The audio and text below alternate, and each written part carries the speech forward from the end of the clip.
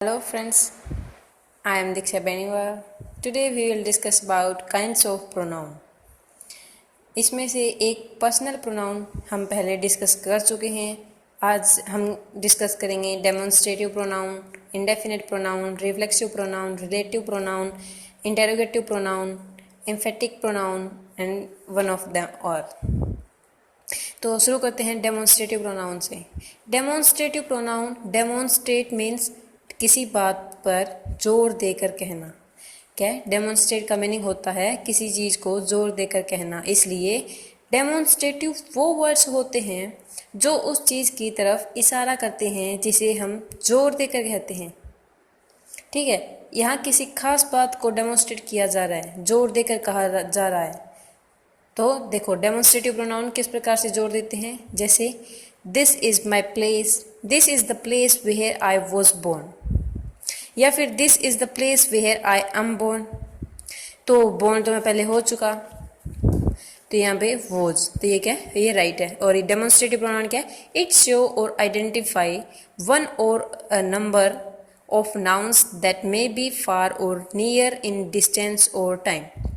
जैसे demonstrative pronoun में कौन से प्रोनाउन आते हैं, this, that, these, those, such, the, same, it, there, etcetera. अब है this is the time when I take class, I take class at this time है। तो देखो दोनों में दिस यूज हो रहा है। बात भी एक है कि मैं इस टाइम क्लास लेता हूँ, ये वो टाइम है जिस टाइम मैं क्लास लेता हूँ। लेकिन ये सब्जेक्ट में यहाँ पे जो यूज हो रहा है ये तो है pronoun this is the time, और I take class at this time. तो यहाँ पे अगर ये दिस यहाँ पे यूज होता है, वर्ब के साथ यूज होता है, तो ये है एडजेक्टिव। क्या बनेगा, एडजेक्टिव। तो दिस तो यहाँ पर डेमोन्स्ट्रेटिव है क्योंकि जोर देकर तो यही कह रहा है, परंतु यहाँ पर ये प्रोनाउन है, प्रोनाउन नहीं एडजेक्टिव है यहाँ पर। ठीक है, फिर है such are the people who often help in need. क्या है, ऐसे ही लोग होते हैं जो अक्सर ज़रूरत के समय काम आते हैं। ठीक है, फिर हम नेक्स्ट करते हैं इनडेफिनिट प्रोनाउन। तो जैसे मैं आपको कोई एग्जांपल देकर बताती हूँ। मतलब पिछले दिनों को गाड़ी में से सामान चोरी हो गया, सामान चोरी हुआ, हम कहाँ पे जाएंगे, हमको नहीं पता किसने चोरी की। हम गए पुलिस स्टेशन, पुलिस स्टेशन में हमने रिपोर्ट लिखवा दी। रिपोर्ट में हम क्या कहेंगे कि समवन, या फिर किसी ने में आ गया समबडी, कि समबडी, कि किसी ने मेरी गाड़ी में से सामान चोरी कर लिया। तो हम उसका नाम नहीं जानते, इसलिए हम वहाँ पे क्या कहेंगे, किसी ने मेरा सामान चोरी कर लिया है, समबडी। ठीक है, या फिर देखना, मतलब जैसे हमारे घर पे कोई आया, हमारे पेरेंट्स ने कहा देखो कौन आया है, तो हम बाहर जाकर कहेंगे कि कोई आया है, या फिर आपको बाहर बुला रहे हैं, समवन हैज़ कम, तो वहाँ पे समवन, समबडी वगैरह वगैरह यूज करेंगे। तो indefinite pronoun, it is a pronoun which does not have a specify familiar reference. मतलब क्या है कि हमें उसके बारे में कुछ भी पता नहीं, या फिर हम उसको बारे में स्पेसिफाई नहीं है कि इसकी आइडेंटिटी ये होगी। A pronoun that refers to a person और थिंग विदाउट बीइंग स्पेसिफिक। इसके अंदर कौन से प्रोनाउन या वर्डिंग आती है प्रोनाउन में, everybody, somebody, nobody, all, some, anybody, someone, no one, anyone, everything, something, nothing, any, both, another, much, few, little. जैसे एग्जाम्पल देखो, no one believes them, everyone was ready for party, anybody can dance on the stage, get both of you out of my class। तो आशा है कि आपको ये समझ में आई होगी। फिर हम नेक्स्ट करते हैं इंटेरोगेटिव प्रोनाउन। अब ये इंटेरोगेटिव प्रोनाउन क्या है, interrogative pronoun words used for nouns to ask question. क्या है, जो हमें एक क्वेश्चन बना दे। मतलब क्या है, जैसे हम कहते हैं आपका नाम क्या है, आपके पापा का नाम क्या है, तो मतलब क्या है, क्या क्वेश्चनिंग हो रही है यहाँ पे।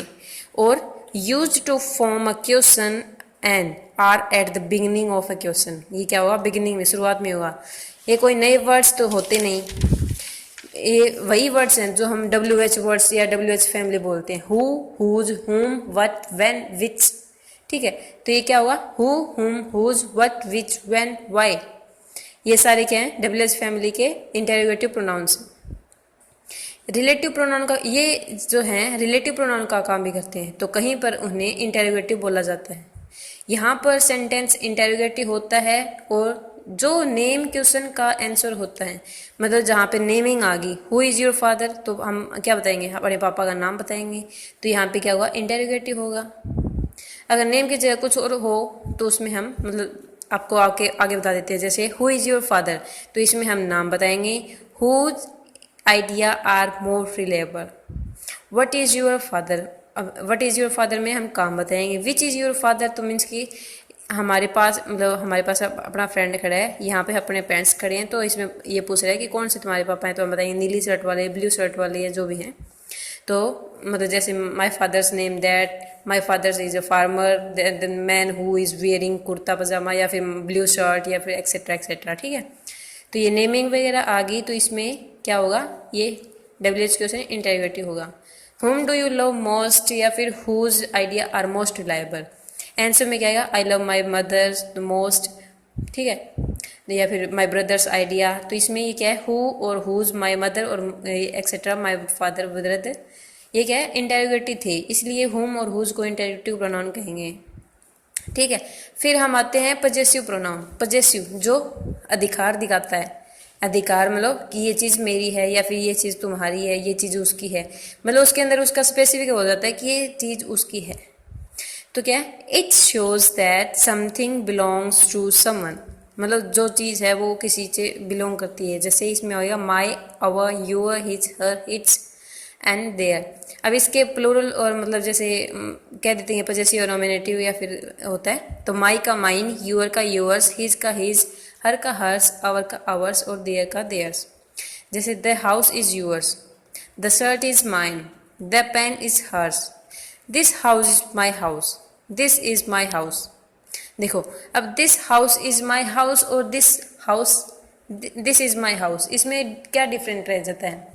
जैसे कि मतलब क्या है, this house is my house, तो मैं क्या है मतलब जैसे एक एग्जांपल दे देती हूँ आपको, दैट कार इज हिज, या फिर कह रहे दैट इज हिज कार, तो मतलब कार क्या इससे दूर हो जाता है, होता है ना दूर, तो क्या हुआ, दैट कार इज हिज में कार पहले ही आ गया, हिज अकेला आया है, इसलिए ये प्रोनाउन है।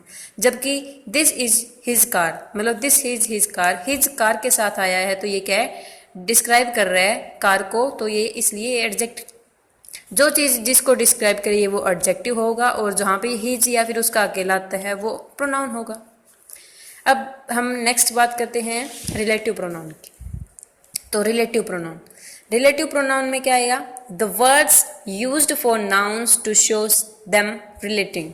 A relative pronoun is a word that introduces a dependent clause and connects it to an independent clause. A clause beginning with the relative pronoun is ये क्या है, मतलब ये क्या है कि एक डिपेंडेंट क्लॉज होगा, दूसरा इंडिपेंडेंट क्लॉज होगा, बीच में जो कंजक्शन वर्ड होंगे, जो कनेक्ट कर रहा है वर्ड, वो क्या होगा, वो उन दोनों को जोड़ेगा ना, वो क्या होगा, मतलब डिपेंडेंट और इंडिपेंडेंट को जोड़ देगा। जैसे एक वर्ड है, एक सेंटेंस है, वो दूसरे सेंटेंस को एक दूसरे पे डिपेंड करते हैं, वो connects it an independent clause. A clause beginning with the relative pronoun is poised to answer question such as, ये इसमें कौन से ऐड होंगे, which, one, how, many, what, kind, who, whom, what, which, what. हमने पहले पढ़ा कि relative pronoun से करते हैं, तो एग्जांपल देखो, I am going to buy the car which was red. अब अगर हम ऐसे कहेंगे, I am going to buy the car was red, तो क्या है, अगर हम बार बार में कार यूज़ करेंगे तो वो भद्दा लगेगा, लैंग्वेज में थोड़ी सी ऐसे गंदा सा लगेगा, तो हमने कार की जगह क्या प्रोनाउन यूज़ किया, विच, जो मैं एक कार खरीदने जा रहा हूँ जो कि रेड है, ठीक है, तो ये क्या रिलेटिव प्रोनाउन के रूप में यूज़ हुआ। अब हमें पता है कि इंटेरोगेटिव में स्टार्टिंग में आती है जो भी लाइन आती है वो, ठीक है, सब्जेक्ट के रूप में यूज़ होगा वो। तो the people who don't take risk in life their life become risky, ये हु यहाँ पे क्या है, पीपल के लिए हुआ है, और ये एक डिपेंडेंट एक इंडिपेंडेंट, तो ये क्या है, रिलेटिव कलर। फिर नेक्स्ट आता है distributive pronoun. used for individuals or objects referring to them as one at a time। ये क्या है? डिस्ट्रीब्यूटिव। डिस्ट्रीब्यूटिव का मतलब हम क्या बताएंगे कि कोई भी चीज़ बांटने से मतलब हम बांटते हैं, बांटने से पहले एक कंडीशन होती है, वो एक से ज़्यादा होनी चाहिए, और यदि एक ही है तो उसके हिस्से करने पड़ेंगे, half of that, one fourth of that. ठीक है, मान लो 1 एकड़ ज़मीन है और इसमें 2 भाइयों में बांटना है, तो half of it will be given to each. मतलब क्या है? Half half. 1 एकड़ है तो आधी उसको और आधी उसको। हम जानते हैं कि प्रोनाउन वो वर्ड होता है जो किसी नेम के लिए यूज होता है। ठीक है, हम नेम मतलब नाम न लेकर या न बोलकर वो वर्ड यूज कर देते हैं। जैसे कि बुक को 1-2 बार बुक कहकर फिर उसकी जगह इट यूज करना शुरू कर देते हैं। ठीक है, क्योंकि बार बार बुक यूज करना क्या है, हमें मतलब बोरिंग सा लगता है या फिर भद्दा लगता है, ओड लगता है। जब ऊपर वाले सेंटेंस को फिर लेते हैं, हम उसका इस प्रकार से लिख सकते हैं, जैसे the half part of the land will be given to Karna and half to Arjun. Karna Arjun का हो गया, अभी आदि कर्ण को और आदि अर्जुन को। मतलब पूरी लाइन भी हमने दोबारा नहीं बोली। मीनिंग एंड सेंस दोनों सेंटेंस की सेम है, बस फर्क सिर्फ इतना है कि ऊपर हमने the half part of and half कहा है, द लैंड एंड इट कहा है, कर्ण एंड अर्जुन को ईच कहा है। ठीक है, तो ये क्या है? डिस्ट्रीब्यूटिव। मतलब इसके अंदर हम डिस्ट्रीब्यूट कर रहे हैं कोई भी चीज़। जैसे इसके अंदर क्या करेंगे? Each, either, neither, every, none, either. जैसे एग्जांपल देखो अब, either of these 2 students has broken the glass, कि इन दोनों स्टूडेंट्स में किसी ने ग्लास तोड़ा होगा। यही आइदर ऑफ दीज 2 स्टूडेंट्स। यहाँ सब्जेक्ट 2 स्टूडेंट नहीं, उनमें से कोई एक है, इसलिए हैज़ लगाया हमने, जो सिंगुलर के साथ आता है। हैज़ लगाया ना हमने, तो यहाँ पे 2 स्टूडेंट्स ना होकर either of 2, either of these मतलब इनमें से एक है, इसलिए हैज़। अगर दोनों होते तो हम हैव लगा देते। ठीक है, प्रोनाउन वो वर्ड होता है जो किसी नेम की जगह यूज होता है, नेम के लिए यूज होता है। तो डिस्ट्रीब्यूट तब करते हैं तब डिस्ट्रीब्यूशन शो करने, यानी जब हम 2 या 2 से ज़्यादा में से बंटवारा करें। जैसे कि मानो क्लास में 20 स्टूडेंट्स है, उनमें से 4-5 स्टूडेंट्स एब्सेंट हैं, तो उसे हम कहेंगे 4 और 5 ऑफ देम आर एब्सेंट, है ना? ये कहेंगे ना। अब हम नेक्स्ट पे चलते हैं। नेक्स्ट है reciprocal pronoun. It indicates a reciprocal relationship, मतलब उल्टा रिलेशन करता है। व्हेन ईच ऑफ 2 और more subjects is acting in the same way towards the other, जैसे each other, one another. Example देखो, the students shared their lunch with one another, मतलब एक दूसरे के साथ, कि अगर उसने उसको दिया तो दूसरा भी उसको देगा। जैसे मैं बात करती हूँ दीक्षा, और यहाँ पे ले लिया पुनीत, तो क्या दीक्षा बात कर रही है पुनीत से, मतलब दीक्षा कह रही है कुछ पुनीत को और पुनीत कह रहा है दीक्षा को। जैसे ए और बी ले लिया, ए बात कर रहा है बी से और बी बात कर रहा है ए से, तो ये क्या है? हो गया। फिर नेक्स्ट है reflexive pronoun. These are words that end in self and selves. Self होता है सिंगुलर के लिए और सेल्व्स होता है प्लूरल के लिए, and are only applied whenever the subjects and the object of a sentence are similar। जैसे ये देखो, my self, it self, her self, your self, himself, it self, her self, मतलब योर सेल्फ। ये plural के लिए, मैंने singular के लिए लिखा है। प्लूरल में एफ को मतलब ये लग जाता है कि जैसे यहाँ पे सेल्फ है ना, तो वहाँ पे क्या होगा? एफ के आगे वाला चेंज हो जाएगा, एफ है वो वी ई एस में चेंज हो जाएगा। They are making fools of them self. ठीक है, फिर आता है इम्फेटिक प्रोनाउन। अब इम्फेटिक प्रोनाउन क्या है? Such pronouns are use to lay stress on the subject, कि सब्जेक्ट के ऊपर ये ज़्यादा स्ट्रेस डालते हैं। My self, our self, your self, him self, it self, ये भी इसके अंदर यूज होते हैं। एग्जाम्पल देखो, ही हर्ट हिमसेल्फ, यहाँ पे ही पे मतलब स्ट्रेस हो रहा है कि ही हर्ट हिमसेल्फ, वो खुद को ही हर्ट कर रहा है।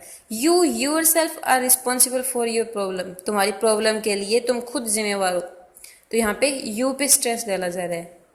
तो इस क्लास में हमने किए काइंड्स ऑफ प्रोनाउन के बारे में थोड़ी थोड़ी जानकारी ली। नेक्स्ट क्लास में हम मिलते हैं यूज ऑफ प्रोनाउंस, मतलब अलग अलग प्रोनाउन का क्या क्या यूज होता है, वो किसके साथ यूज होते हैं, हम पढ़ेंगे नेक्स्ट क्लास में। तब तक के लिए bye bye, take care, thanks.